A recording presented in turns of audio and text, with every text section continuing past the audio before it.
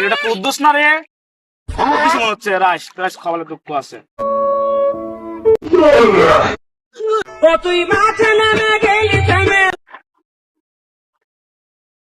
ও শালা, তুই তো মারি দিবার যাচ্ছিল নাকি?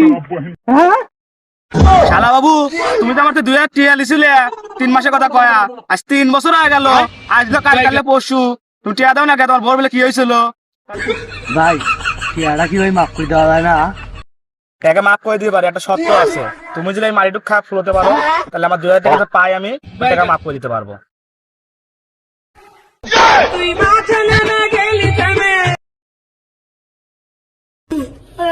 এ ভাই, কয়টা বান?